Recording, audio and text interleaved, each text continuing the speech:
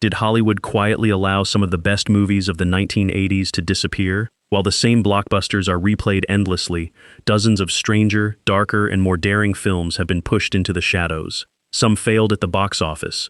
Others confused critics or frightened studios. Yet each one contains a scene, performance, or idea that modern movies are still copying. Here are 35 forgotten 80s films you may never look at the same way again. Subscribe to the channel because the most shocking forgotten film is still waiting at number 1. Number 35, The Gray Fox, 1982. After spending 33 years behind bars, gentleman robber Bill Miner enters a world that has almost forgotten his kind. Horses are being replaced, cities are changing, and silent movies are turning criminals into legends. Instead of retiring, Miner watches the great train robbery and realizes that trains may offer him a new career. Richard Farnsworth plays Miner without the usual loud Western attitude. He appears polite, tired, and strangely decent, even while planning robberies.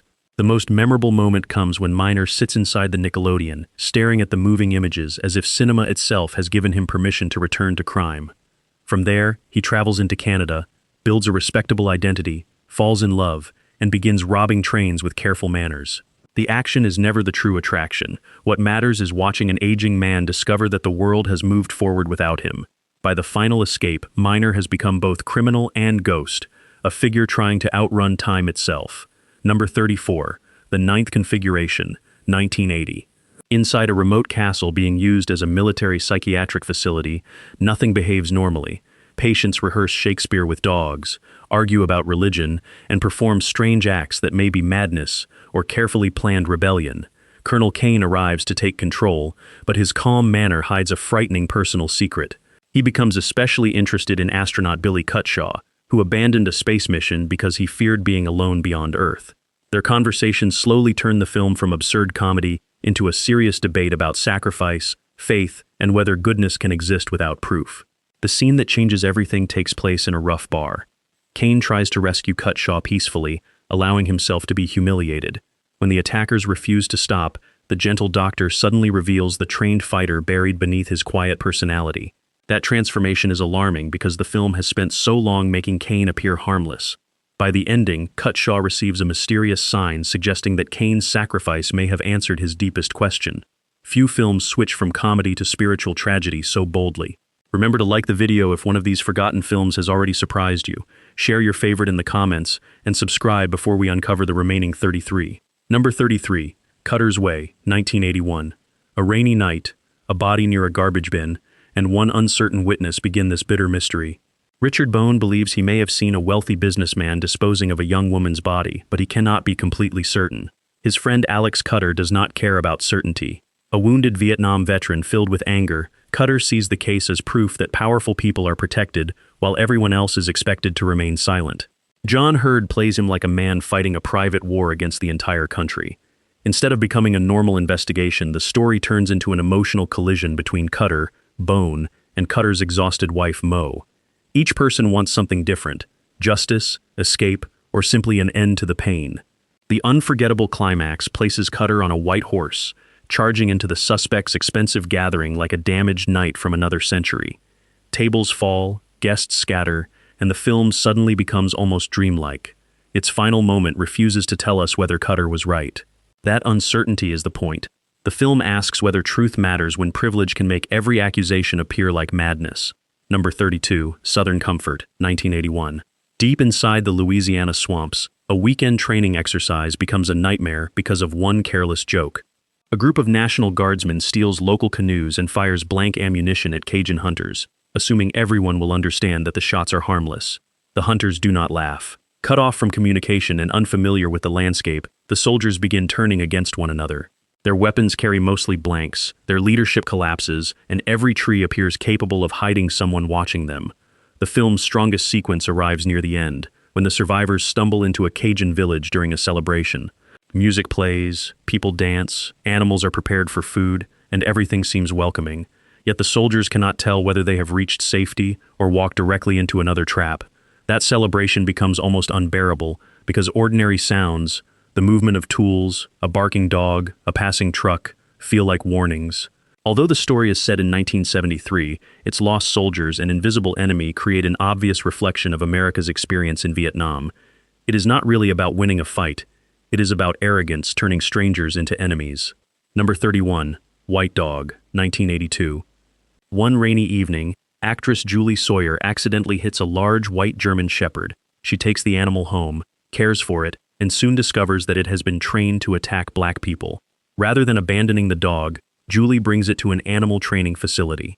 A black trainer named Keys accepts the dangerous challenge of removing the hatred that human beings deliberately placed inside the animal. The film avoids treating the dog as naturally evil. It repeatedly shows that someone patiently taught it whom to fear and whom to attack. That makes the animal both threatening and tragic. During the final test, Keys believes his work may have succeeded. The dog appears calm, obeys instructions, and seems capable of living without repeating its training. Then its aggression suddenly shifts toward a white trainer. That turn destroys the comforting idea that hatred can be repaired through one simple lesson. The dog has not learned peace. It has merely redirected its conditioning. Samuel Fuller presents racism as something manufactured, reinforced, and passed along. The film was controversial and received limited exposure, but its central question remains painful. Once hatred has been taught deeply enough, can it ever be completely removed? Number 30. The Plague Dogs, 1982. Animation rarely feels this hopeless. Two dogs, Rofe and Snitter, escape from an animal research laboratory in northern England. Rofe has repeatedly been placed inside a water tank, while Snitter has undergone surgery that leaves him confused about what is real. Freedom offers little comfort. The dogs do not understand why humans pursue them, and rumors soon spread that they may be carrying a dangerous disease. A fox helps them survive, but hunger, fear, and misunderstanding follow them across the countryside. One scene stands above the rest. Ralph and Snitter reach the sea, while a military helicopter circles above them. With nowhere else to run, they enter the freezing water and swim toward what may be an island, or maybe nothing more than mist. Snitter insists that he can see land. Ralph cannot see it, but continues swimming because believing his friend is the only hope left. The movie ends without confirming whether they survive. That uncertainty is more powerful than a clear answer. Their journey has never been about reaching paradise. It has been about holding on to trust after people have given them every reason to fear the world. Number 29. One from the Heart, 1982. Las Vegas has rarely looked less real or more beautiful.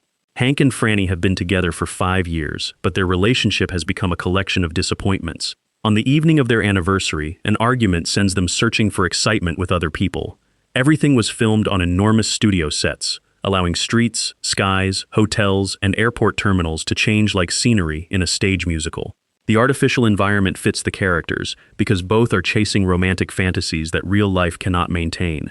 Franny meets the charming Ray, while Hank becomes fascinated with circus performer Layla. Each new partner appears to offer freedom from routine. The most impressive sequence arrives at the airport. Franny is preparing to leave for Bora Bora when Hank races after her, trying to prove that his imperfect love is more real than the dream she is chasing. There are no simple heroes. Hank can be selfish, and Franny has genuine reasons to walk away. Their final embrace does not guarantee happiness. The film originally became famous for its financial failure, but its glowing sets, moving scenery, and Tom Waits and Crystal Gayle songs make it feel like a romantic memory being constructed while we watch. Number 28. Star 80, 1983. Fame is presented here not as a dream, but as a room with no safe exit. Dorothy Stratton begins as a shy young woman working at a Dairy Queen in Canada. Paul Snider recognizes her beauty and quickly turns himself into her photographer, manager, boyfriend, and gatekeeper. As Dorothy becomes successful, Paul realizes that Hollywood wants her but has no need for him. His confidence collapses into jealousy and control. Bob Fosse tells the story out of order, repeatedly showing fragments of its tragic conclusion before returning to the events that created it. This removes suspense about what will happen and replaces it with dread about why nobody prevents it. One of the most revealing moments involves Paul's customized Mercedes, carrying the license plate Star 80. The car is supposed to represent Dorothy's success, yet Paul treats it as proof that he deserves ownership of that success. Eric Roberts plays him with frightening insecurity. Every smile feels rehearsed, and every friendly conversation hides desperation. The film is difficult because it refuses to make Hollywood appear innocent. Dorothy is exploited by the man closest to her, but she is also surrounded by an industry that celebrates her image while failing to understand her danger.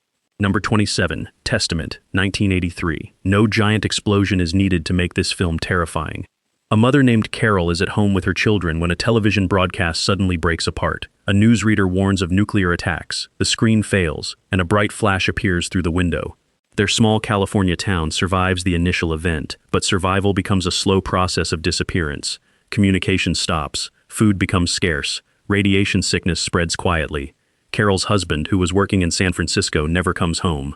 The film's most painful scenes involve people trying to preserve normal routines. A school performs its planned production of The Pied Piper, even as parents understand that many of their children are becoming ill. Near the end, Carol celebrates her son Brad's birthday using a graham cracker instead of cake. When asked what they should wish for, she says they must remember everything, the good and the awful. That simple candle carries more emotional weight than an entire city being destroyed on screen. The family has no heroic mission and no secret shelter. They possess only memories and the decision to remain together. This is an apocalypse viewed from the kitchen table, which makes it almost impossible to forget. Number 26. The Keep, 1983. A mysterious stone fortress stands in the Carpathian Mountains during the Second World War. German soldiers occupy it despite warnings from the local caretaker that the structure was designed for a purpose they do not understand. Silver crosses appear embedded in the walls, believing treasure may be hidden behind them. Two soldiers remove one and accidentally open a passage. Something ancient begins moving through the fortress. The creature, known as Molasar, appears to offer freedom from the occupying forces. A Jewish historian named Professor Kuza is brought to the keep and begins believing the entity could destroy the German regime. His desire for revenge prevents him from recognizing that Molasar wants far more than liberation. The film's famous opening follows soldiers traveling through mist as Tangerine Dream's music turns a military arrival into a supernatural dream. Few horror films begin with such hypnotic confidence. Later, a mysterious stranger named Glaken enters the keep to confront Molasar. Their connection is only partly explained, creating the feeling that audiences are watching fragments from a much larger mythology. The story was heavily shortened before release, yet its fog, stone corridors, glowing force, and electronic score create an atmosphere no polished explanation could reproduce. Number 25, Local Hero, 1983. A telephone ringing inside an empty red booth may be one of the saddest endings in 80s cinema. Before reaching that moment, however, Local Hero begins as a gentle corporate mission. Mac McIntyre works for a powerful Texas oil company. Because his name sounds Scottish, his employer sends him to a remote coastal village in Scotland to purchase the entire area for a refinery. Mac expects suspicious locals and difficult negotiations. Instead, most villagers are excited about becoming wealthy. The company's eccentric owner, Felix Happer, is less interested in oil than astronomy. He asks Mac to watch the northern sky and report unusual events. That small request begins changing how Mac sees the landscape. At first, the beach is simply property. Gradually, its shells, cold water, conversations, and strange night sky become more real to him than his expensive Houston apartment. A beachcomber named Ben creates the only serious obstacle because his family owns the shore. When Happer finally arrives, he does not crush Ben with corporate pressure. The two discover a shared dream of building an observatory rather than an industrial facility. The most memorable sequence comes during a meteor shower. Mac and the villagers stand beneath a sky filled with light, briefly forgetting money and contracts. Nothing explodes, yet something inside Mac quietly changes. After returning to Houston, he arranges shells on his table and stares around an apartment that suddenly feels empty. Back in Scotland, the village phone begins ringing. The call may be from Mac, but nobody answers. The film never claims that rural life is perfect. The villagers are clever, ambitious, and ready to sell. Its deeper argument is that people often recognize the value of a place only after leaving it behind. Number 24. The Company of Wolves, 1984. Fairy tales were never as innocent as modern audiences like to imagine. This dreamlike film takes the story of Little Red Riding Hood and fills it with warnings, hidden desire, transformations, and stories inside other stories. A modern teenager named Rosaline sleeps in her bedroom while her imagination creates a forest village. Within that world, her grandmother repeatedly warns her to fear men whose eyebrows meet and strangers who appear charming. The wolves are not merely animals. They represent temptation, adulthood, danger, and the parts of human nature that society tries to hide beneath polite clothing. One extraordinary story interrupts a wealthy man's wedding. A pregnant woman enters the celebration after being betrayed by the groom. Instead of attacking the guests directly, she changes them into wolves. Their fine clothes, food, and social status cannot protect them from the truth beneath their manners. Another unforgettable transformation shows a man tearing away his human appearance as the wolf within him emerges. The effects are deliberately uncomfortable, making the change feel like an identity forcing its way through a false surface. Rosaline eventually meets a handsome hunter on the road. She understands that he may be dangerous, yet refuses to remain a helpless child following every warning. When he changes, she does not simply run. She responds by telling her own story. The ending allows wolves to burst into the modern bedroom, smashing toys and destroying the boundary between dream and reality. Childhood has not ended politely. It has been invaded. Rather than telling young women never to enter the forest, the film asks who created those warnings and what might happen when the girl stops obeying them. Its beauty comes from refusing to provide one safe meaning. Number 23. The Hit, 1984. A criminal who believes he has accepted death becomes increasingly nervous when death actually approaches. Willie Parker once betrayed his partners in court and escaped to a quiet life in Spain. Years later, two hired men arrive to transport him to Paris, where their employer is waiting. Braddock is calm, experienced, and controlled.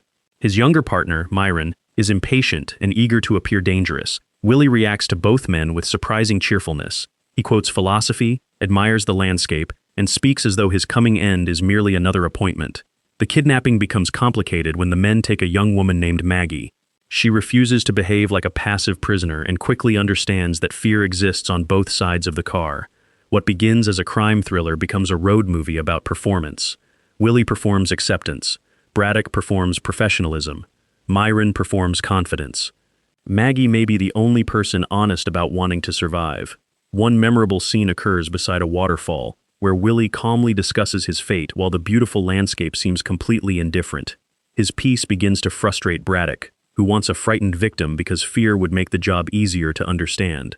As they approach the final location, Willie's confidence breaks. He attempts to escape and begs for time, revealing that his earlier wisdom may have been a story he told himself. That reversal gives the ending its force. Braddock watches the man who claimed not to fear death become desperately human. The film offers no comforting lesson. Knowing that life must end does not mean anyone is prepared for the moment when it does. Number 22. Dreamscape, 1984. Years before Inception turned shared dreams into a blockbuster idea, this strange thriller sent psychics directly into sleeping minds. Alex Gardner possesses powerful mental abilities but prefers using them to win money at racetracks. His former teacher, Dr. Novotny, recruits him for an experiment known as dream linking. Psychics can enter another person's dream and help confront whatever is causing emotional suffering. The project appears medical until government agent Bob Blair recognizes its political value. The president is experiencing repeated nightmares about nuclear destruction and considering arms negotiations. Blair secretly plans to use another psychic, Tommy Ray, to enter the president's dream and stop his heart while he sleeps. The most memorable creation is the Snake Man, a monster produced inside a frightened child's nightmare. Tommy later transforms into a similar creature during a dream battle, turning the subconscious into a physical arena. Another powerful sequence places the president inside a ruined city after nuclear war.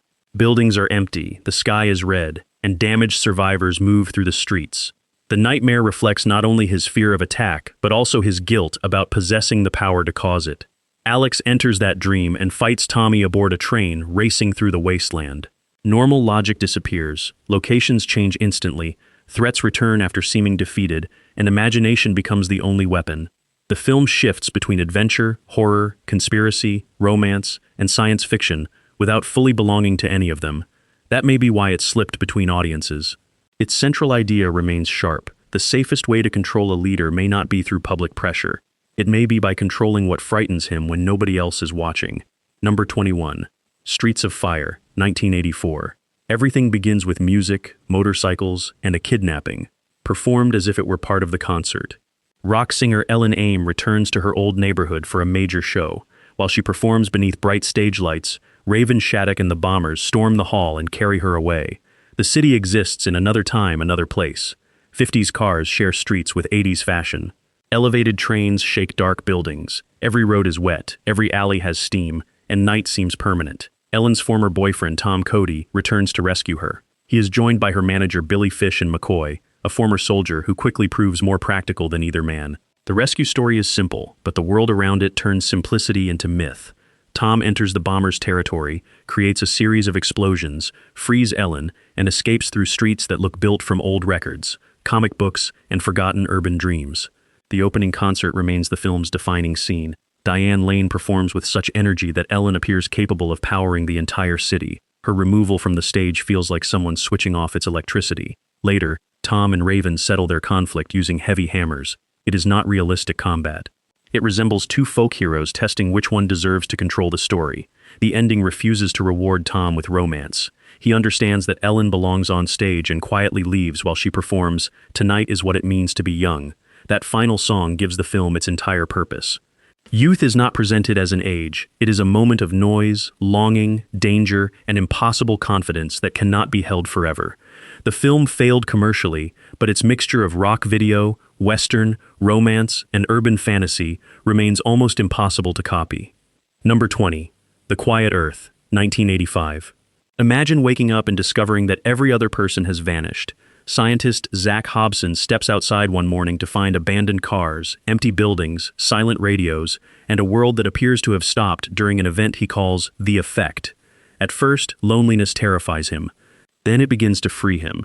He moves into a mansion, wears expensive clothing, drives whatever vehicle he chooses, and declares himself ruler of the world from a balcony. That comic performance soon becomes disturbing. Without anyone watching, identity itself begins to collapse.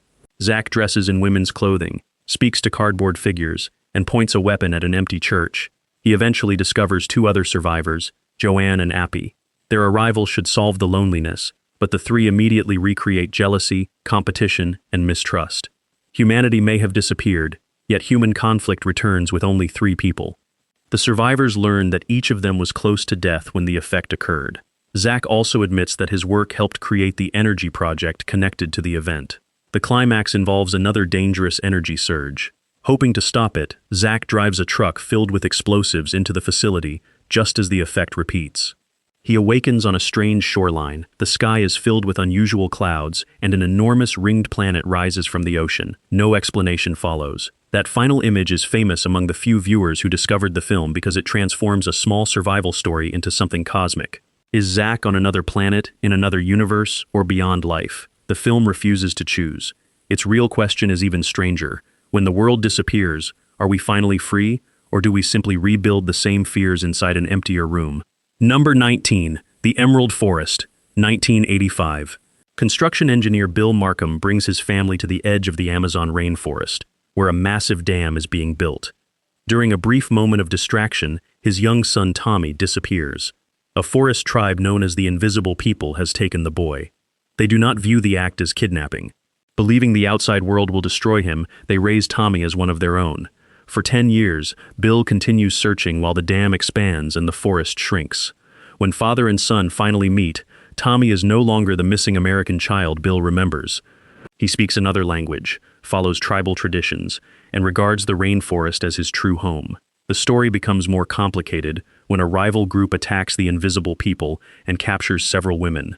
Tommy seeks his biological father's help, creating an uneasy alliance between modern machinery and traditional knowledge. Number 18. Runaway Train, 1985. Two prisoners escape across the frozen Alaskan wilderness, only to climb aboard a train whose engineer suddenly collapses. With nobody controlling it, the locomotive gains speed and tears through the landscape. Manny is a hardened inmate who has spent years fighting the prison system. Buck is younger, louder, and convinced that escape will automatically make him free. They discover railway worker Sarah aboard the train, but she has no simple way to stop it. The story could have become a normal disaster thriller. Instead, it turns the train into a moving prison. The doors are frozen, the controls are unreachable, and every attempt to move between engines risks being thrown into the snow. Back at the prison, Warden Rankin becomes obsessed with capturing Manny. He boards a helicopter, reaches the train, and confronts the prisoner as though their personal hatred matters more than the lives in danger. The film's best moments come from Jon Voight's performance. Manny initially seems like a brutal survivalist, but he gradually reveals a code. He knows he may be beyond saving, yet he refuses to let Buck pretend that prison made every mistake acceptable. When Manny realizes the final engine can be separated, he disconnects it from the cars holding Buck and Sarah. He then traps Rankin beside him, ensuring that the warden cannot return safely to power. The unforgettable final image shows Manny climbing onto the roof. Snow strikes his body as the engine races forward. He raises his arms, not in surrender but in a strange declaration of freedom. The train will almost certainly destroy him, yet for one moment no wall, guard, or warden controls where he stands. A Shakespeare quotation closes the film, but the image says enough. Freedom without a future may still feel like freedom to someone who has spent his life being owned. Number 17. Something Wild, 1986. A small act of rebellion changes an ordinary businessman's life. Charlie Driggs leaves a restaurant without paying, believing nobody noticed. A mysterious woman calling herself Lulu follows him outside and confronts him. Instead of reporting Charlie, she offers him a ride. Within hours, the respectable office worker is speeding away from responsibility, calling his boss from a motel, and pretending to be someone braver. The first half plays like a colorful romantic comedy. Lulu wears bold clothing, introduces Charlie to strangers, and takes him to her high school reunion. There, she reveals that her real name is Audrey. The reunion sequence is the movie's emotional center. Charlie and Audrey dance while the band plays, and the strange road trip briefly becomes sincere. Then the lights flicker, and Ray Sinclair enters. Ray is Audrey's former husband. Ray Liotta plays him with charm that becomes threatening without warning. His arrival changes the entire genre. The music continues, but the freedom Charlie enjoyed now has consequences. Ray forces the couple through a series of humiliating confrontations. Charlie, who began the story by pretending to be rebellious, must decide whether courage is still exciting when it requires real risk. The final struggle inside Charlie's home is tense because he is not an action hero. He is frightened, physically outmatched, and trying to protect someone whose past he barely understands. Afterward, Charlie returns to the same restaurant from the opening. Audrey appears outside, dressed differently but repeating the same invitation that began their adventure. This time, Charlie follows by choice. The film is about more than opposites attracting. Lulu's wild identity and Charlie's respectable identity are both performances. Their journey strips away those costumes until each person must decide what kind of life feels honest. Few films move from playful romance to psychological danger so smoothly. The tonal shift does not break the story. It reveals what was waiting beneath its bright surface all along. Number 16. Mona Lisa, 1986. George has just been released from prison, but the criminal world has changed while he was away. His former employer, Mortwell, gives him work driving Simone, a high-priced escort, between expensive hotels and private clients. At first, George dislikes everything about the assignment. His clothing is unfashionable, his manners are rough, and Simone treats him as an embarrassing servant. Yet long nights inside the car slowly create trust. Simone asks George to help locate Kathy, a younger woman who disappeared into the city's dangerous nightlife. George accepts because he believes Simone's concern is romantic. His feelings for her become mixed with the idea that he is rescuing someone from a world he barely understands. The search takes him through London's clubs, hotels, streets, and hidden businesses. Michael Caine's Mortwell remains calm throughout, which makes his control more threatening. He rarely needs to raise his voice because everyone already knows what he can arrange. A powerful sequence sends George to Brighton after clues about Kathy. The seaside setting should represent escape, but the bright amusement areas and open water cannot remove the danger following them. When George finally reunites Simone with Kathy, he expects gratitude and perhaps love. Instead, the situation exposes how much he is misunderstood. Simone has been using his loyalty, though not without genuine affection. The confrontation turns chaotic, leaving George emotionally shattered. Yet the film does not end in the criminal underworld. Its final moments place him near the sea and later with his daughter, returning to the relationship that existed before his fantasy about Simone. That ordinary connection becomes more valuable than the romantic role he imagined for himself. Bob Hoskins makes George angry, foolish, kind, jealous, and deeply human. He is not a glamorous gangster. He is a man who wants to believe that performing one good act can erase years of bad choices. The film understands that rescue can become another form of control when the person being saved never requested the hero's version of freedom. Number 15. Housekeeping, 1987. A train once disappeared into a lake near the isolated town of Fingerbone. Years later, two sisters, Ruth and Lucille, are brought there by their mother, who leaves them with their grandmother before driving away and ending her own life. After several temporary guardians, their aunt Sylvie arrives. She is kind, but lives like someone prepared to leave at any moment. She sleeps in her clothes, collects newspapers, eats unusual meals, and watches passing trains with fascination. Lucille becomes ashamed of the disorder. She wants clean clothing, normal friends, and a home that follows the rules. Ruth feels drawn to Sylvie's wandering spirit. The flooded house sequence captures their world perfectly. Water enters the rooms, objects drift, and the house seems to reject every attempt to maintain normal domestic order. Sylvie does not react with panic. She adapts as though homes were always meant to become temporary.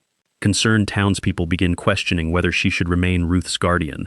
Sylvie makes an effort to appear respectable, but her performance convinces nobody. When authorities threaten to separate them, Ruth and Sylvie attempt to destroy the house and walk away.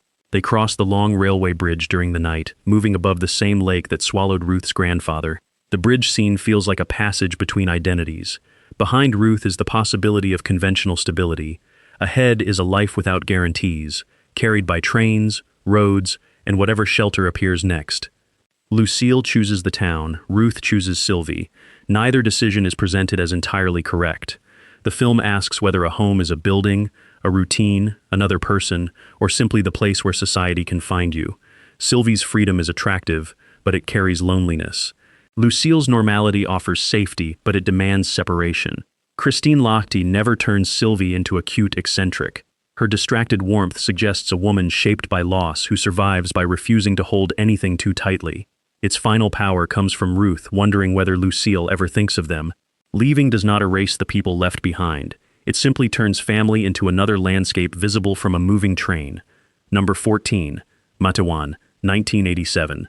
A train carries union organizer Joe Kenahan into a West Virginia mining town controlled almost completely by the Stone Mountain Coal Company. Workers are paid poorly, forced to purchase goods through company stores, and threatened with removal from company-owned homes. The miners decide to strike, but division makes resistance difficult.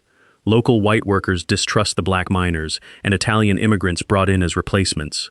Joe argues that the company benefits whenever workers fight one another instead of recognizing their shared situation. His message is simple: there is only one side for anyone who works underground. The film builds tension through conversations in boarding houses, churches, mines, and streets. Violence is always possible, but the more important struggle involves persuading frightened people to remain united. A young boy named Danny works in the mine and preaches at church.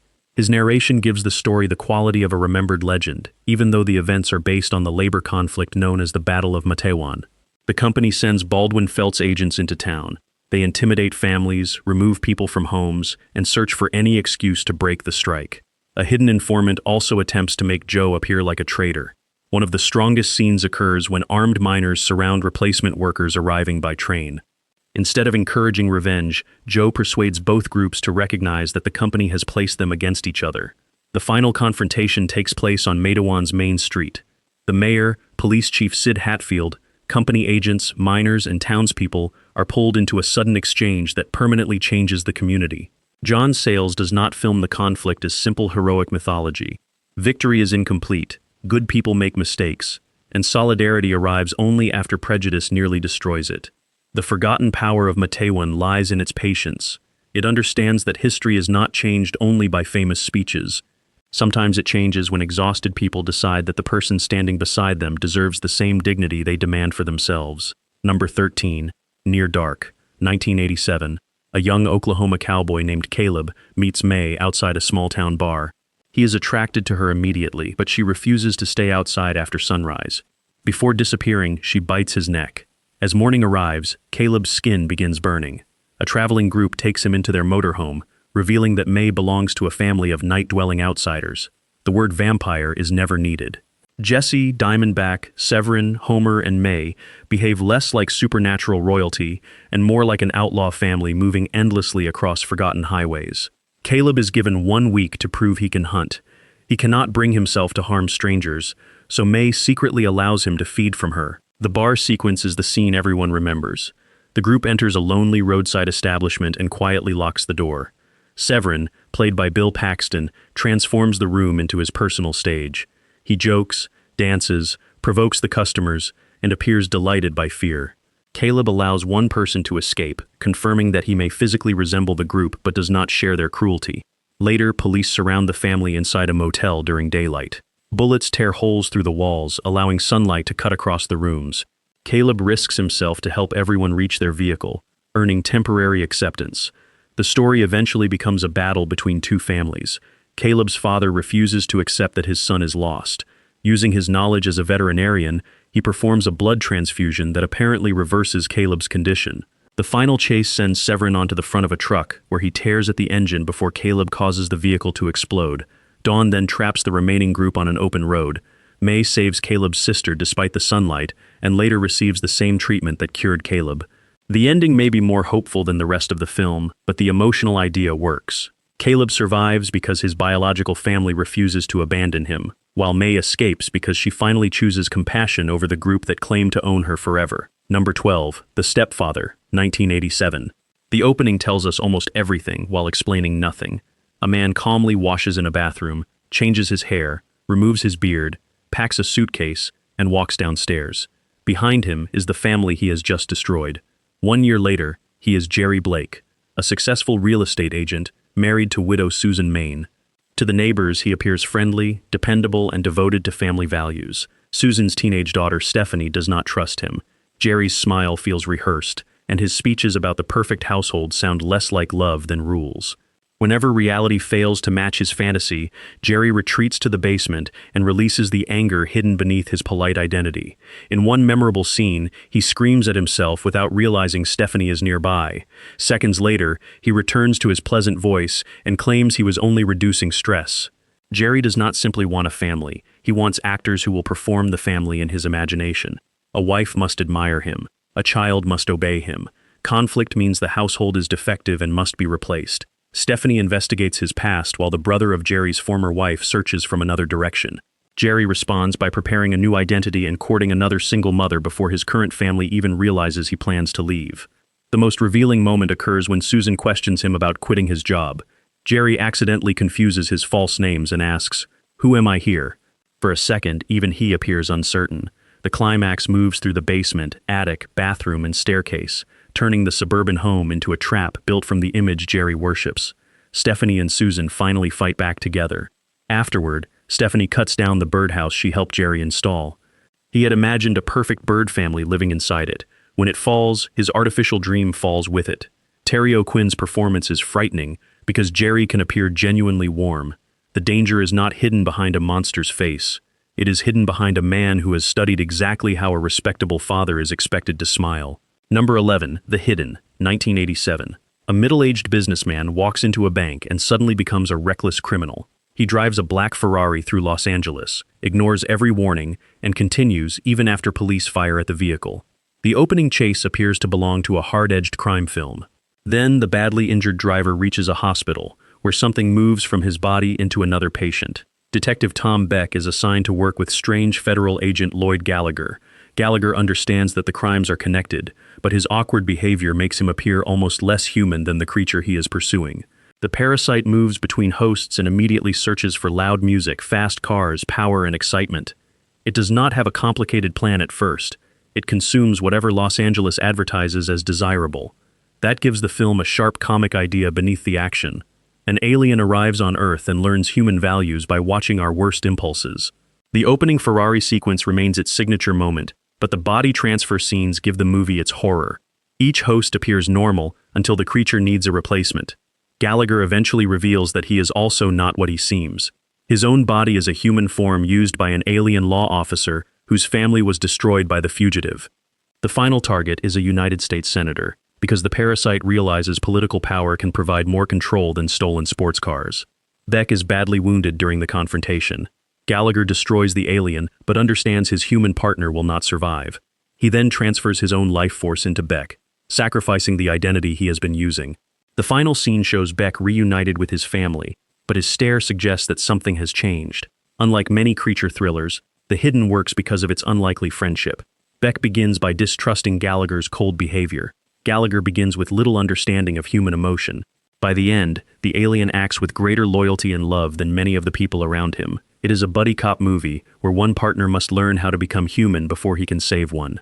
Number 10, Baghdad Cafe, 1987. A German tourist named Jasmine walks alone through the Mojave Desert after arguing with her husband. Carrying a suitcase that contains clothing meant for him, she arrives at a remote truck stop called the Baghdad Cafe. Brenda, the exhausted owner, has also separated from her husband. She manages the cafe, motel, children, customers, and constant disorder with an anger that barely hides her exhaustion. Jasmine's careful manners immediately irritate Brenda. Her formal clothes, quiet smile, and unexplained suitcase make her seem suspicious. Yet Jasmine begins cleaning the neglected office, helping with customers, and becoming part of the strange community surrounding the motel. The film's central relationship is not a conventional romance. It is the friendship between two women who begin as opposites but recognize that both have been abandoned inside lives shaped by other people. Jasmine discovers a magician's kit and begins performing simple tricks. The cafe slowly transforms. Customers gather, music returns, and Brenda's family begins participating in a nightly magic show. Those performances are the movie's most joyful scenes. The dusty cafe becomes a stage where people who seem trapped by location can briefly create a new world. Jack Palance plays Rudy, a quiet painter fascinated by Jasmine. He asks to paint her repeatedly, and his portraits allow her to see herself outside the role of unhappy wife. The song Calling You appears throughout, turning the landscape into an emotional space filled with distance and longing. When Jasmine's visa expires, she must leave. Her absence immediately removes the warmth she brought into the cafe. Brenda recognizes that Jasmine was not replacing her or taking control. She was helping everyone see possibilities that had always existed. Jasmine eventually returns, and Rudy offers marriage partly as a solution to her immigration problem. Her response is playful rather than final. The movie's magic is not supernatural. Jasmine does not repair the building with one trick. She changes the atmosphere by paying attention, working, and allowing isolated people to perform better versions of themselves. It argues that forgotten places are not empty. Sometimes they are simply waiting for the right person to notice who has been standing there all along. Number 9. Walker, 1987. At first, this appears to be a historical drama about William Walker, the American adventurer who invaded Nicaragua during the 19th century and declared himself president. Ed Harris plays Walker as intelligent, disciplined, polite, and completely convinced that his ambition represents moral progress. He speaks about democracy while commanding armed men in a country that never invited him. Director Alex Cox refuses to keep the period historically sealed. Modern objects begin appearing without explanation. A character reads a contemporary magazine. Soldiers use automatic weapons. Coca-Cola bottles sit beside 19th century equipment. Cars pass through scenes where horses should be. These details are not mistakes. The film is warning viewers that the history on screen is not finished. Walker and his financial supporters describe invasion as liberation. Every failure leads to greater certainty that more force is necessary. His language becomes increasingly noble as his actions become increasingly destructive.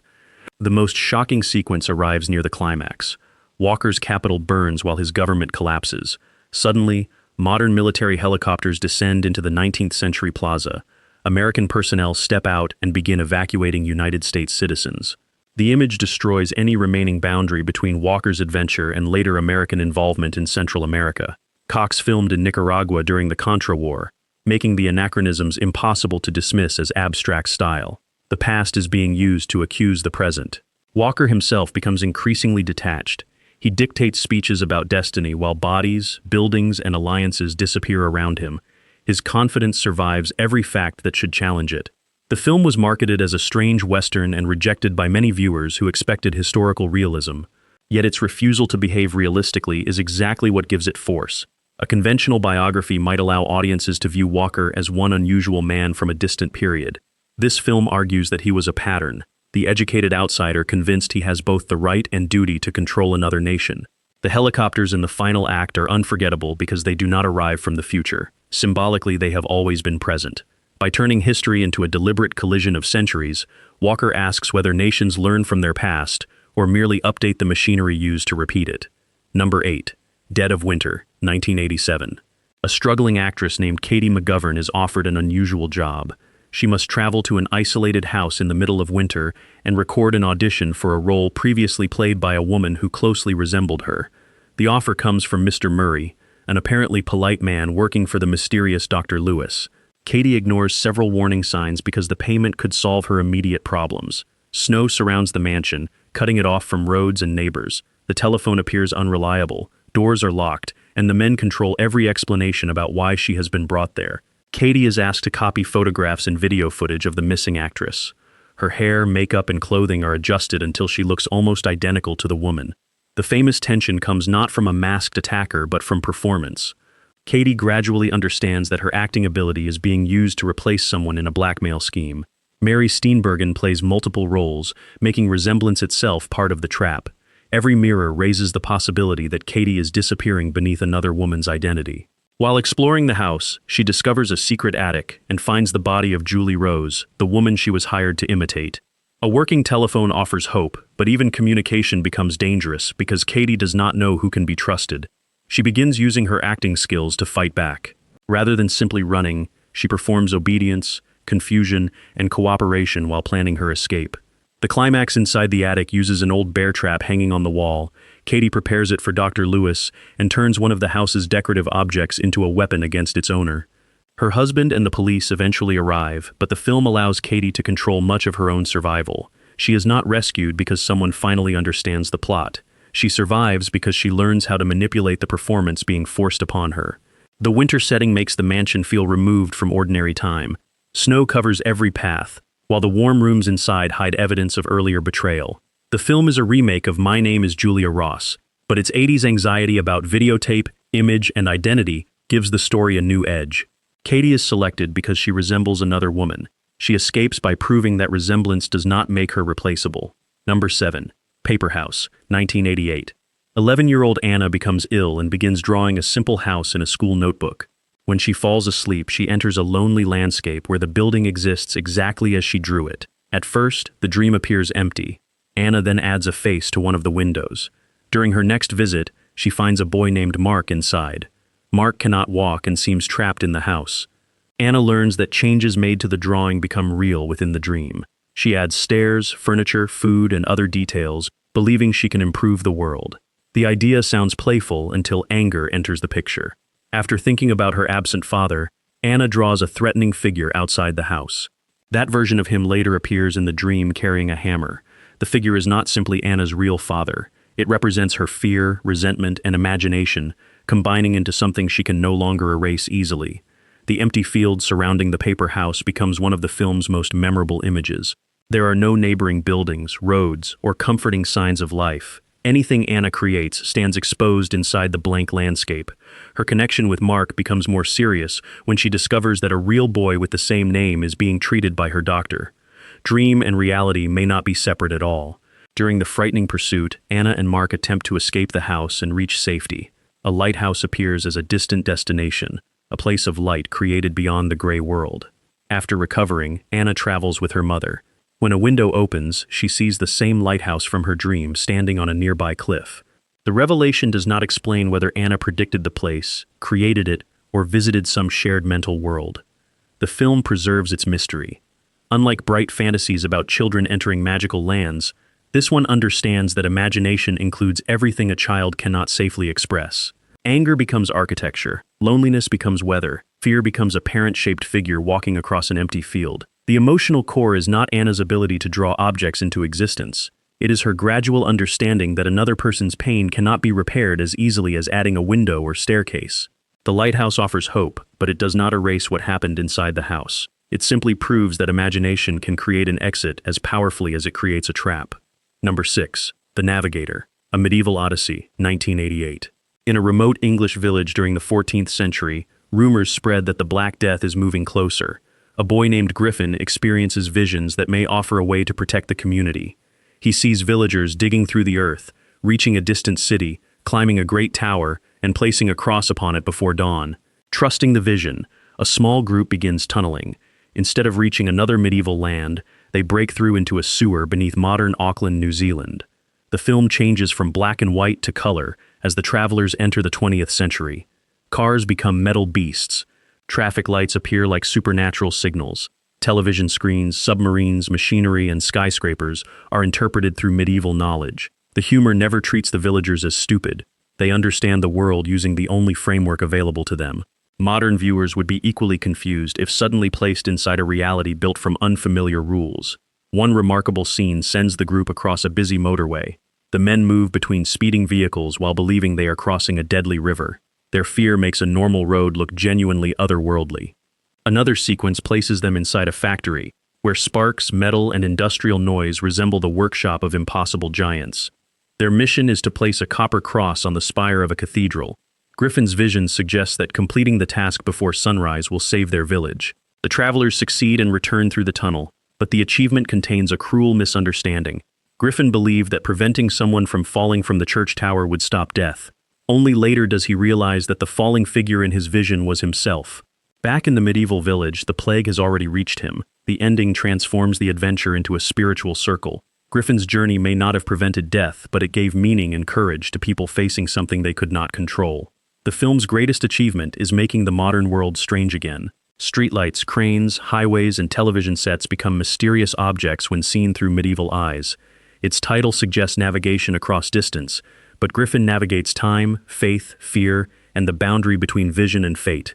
This is not a simple time travel story in which the past learns that modern life is superior.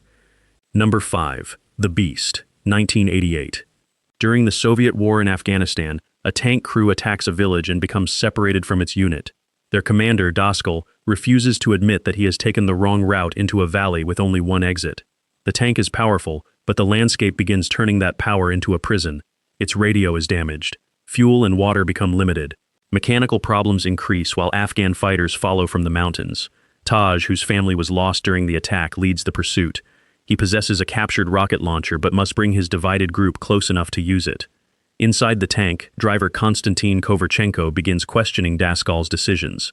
An Afghan crew member named Samad explains the local code of Pashtunwali, including Nanawatai, the duty to provide sanctuary to an enemy who requests it.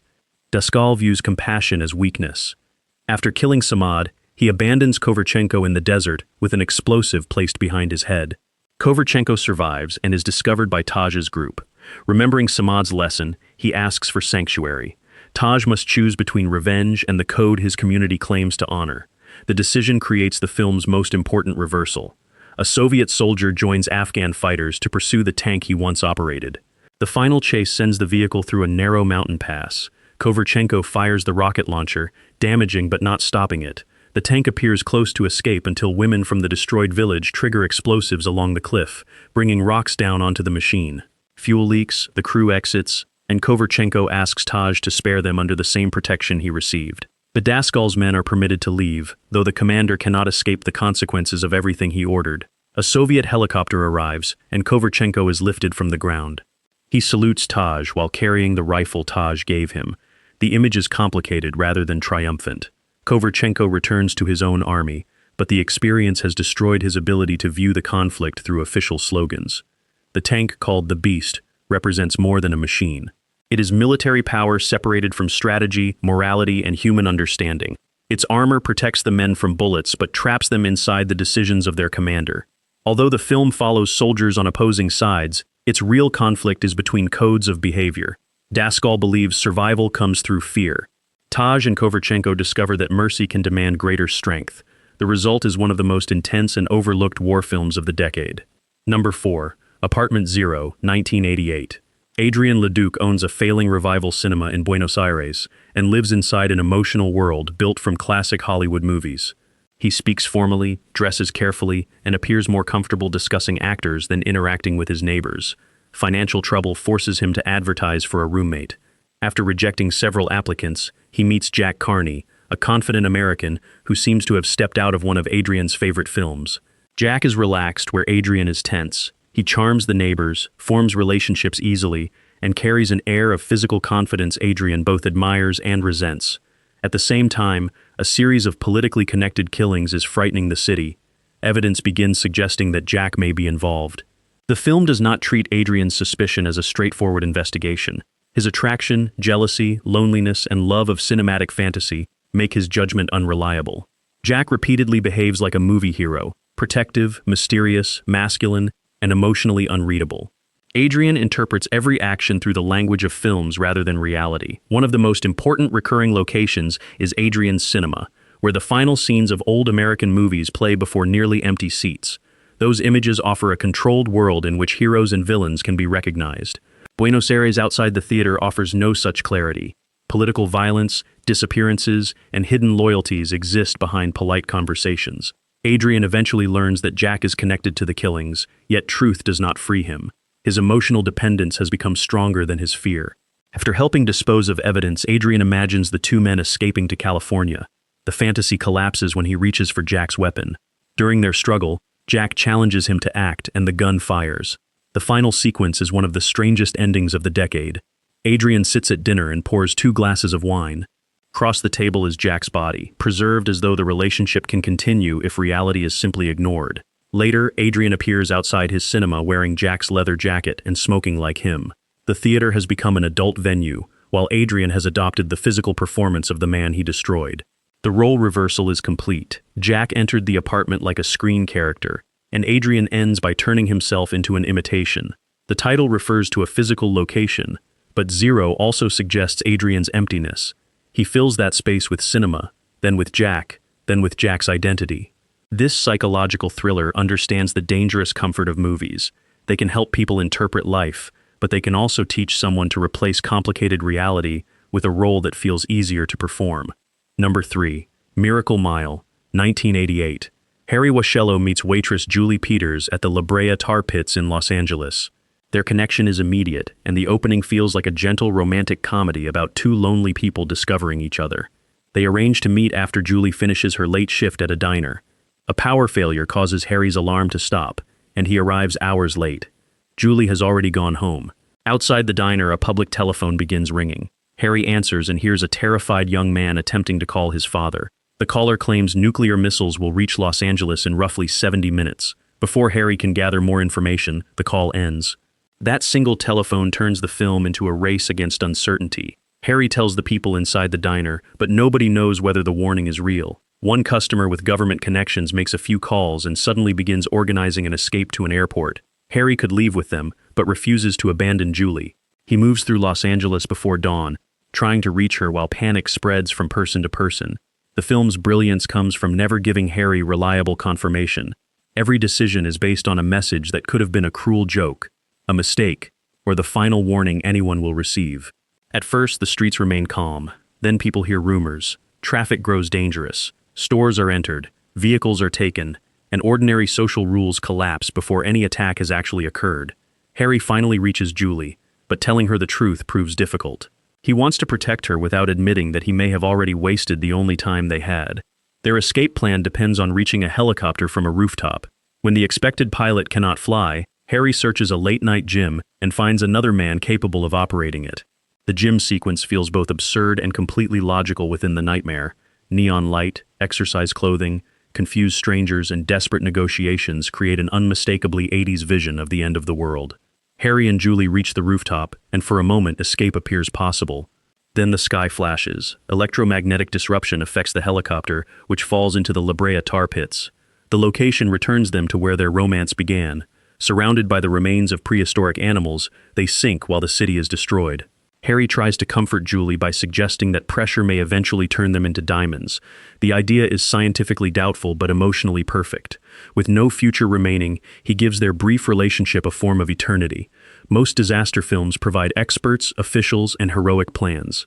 Number 2. Parents, 1989. 10-year-old Michael Lamley lives with his mother and father in a perfect 1950s suburb. The lawns are neat, the kitchen is clean, and dinner appears on the table every evening. Something about the food frightens him. His father, Nick, works for a chemical company and proudly serves large portions of meat. Whenever Michael asks where the leftovers come from, his parents answer with jokes that never feel harmless. The film views adulthood through a child's suspicion. Rooms appear too large. Smiles last too long. Ordinary kitchen sounds become warnings. Michael begins experiencing dreams filled with food, blood-red lighting, and images he cannot fully explain. His parents insist he should eat more, behave properly, and stop asking unpleasant questions. At school, guidance counselor Millie Dew recognizes his anxiety but assumes it comes from imagination. Michael tells her that his parents may be eating people. Because the idea sounds impossible, every adult explanation strengthens his isolation. One of the film's most memorable scenes places the family at the dinner table. Nick encourages Michael to taste the meat while Lily watches with a fixed smile. The conversation is polite, but the child reacts as though he has been placed before evidence of a crime. Michael eventually enters the basement and sees what appear to be human remains hanging in storage. Even then, the film allows enough dream logic to make viewers question what is real. Millie later visits the home, expecting to prove that Michael's fears are symbolic. Instead, she discovers the basement and understands that the child has been telling the truth. Nick and Lily do not view themselves as monsters. They discuss their behavior as a family tradition Michael will eventually accept. His father explains that Lily also resisted at first, but learned to enjoy it. That detail makes the story darker. The parents are not simply hiding a secret. They are preparing Michael to inherit it. During the climax, the controlled household falls apart. Michael fights his father, his mother turns against her husband, and the basement becomes filled with gas before the house explodes. Michael survives and is placed with his grandparents. The bright home and gentle voices suggest safety. Then they bring him a suspicious midnight sandwich. That final joke confirms the horror extends beyond one household. The behavior may have passed through generations beneath the appearance of normal family life. Director Bob Balaban fills the film with artificial colors, wide smiles, and carefully arranged rooms. The style resembles an advertisement for suburban happiness that has begun rotting behind the screen. Its deepest fear is not that parents have secrets. Every child eventually learns that adults hide parts of themselves. The fear is that growing up may mean being expected to participate. Number 1. Society, 1989. Bill Whitney appears to possess everything an 80s teenager should want. His family is wealthy, his home is enormous, and he moves among the most powerful people in Beverly Hills. Yet Bill has always believed he does not belong. His parents and sister behave warmly in public, but share private jokes he cannot understand. Their bodies sometimes appear wrong for a fraction of a second. His therapist assures him that paranoia is normal and encourages him to trust the family. A classmate named Blanchard secretly gives Bill a recording of his parents and sister discussing a bizarre gathering.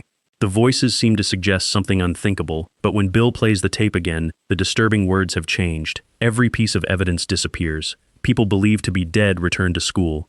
Authorities treat Bill like a troubled young man attacking respectable citizens. The conspiracy works because society automatically protects people who appear successful. For most of the film, viewers may expect a psychological explanation. Perhaps Bill is imagining everything. Perhaps his fear represents anxiety about wealth, adoption, or adulthood. Then he returns home during an elegant party and discovers the truth is stranger than any theory. The people around him are not simply corrupt members of the upper class. They are a different species capable of stretching, twisting, merging, and absorbing other bodies. Dr. Cleveland explains that Bill was adopted and is therefore not biologically one of them. The wealthy have survived for generations by feeding on people beneath their social level. The final ceremony, known as the shunting, is the scene that made the film legendary among cult audiences. Formal manners disappear as bodies combine into one moving mass. Faces emerge from impossible locations. Family members bend into shapes that destroy every idea of individual identity.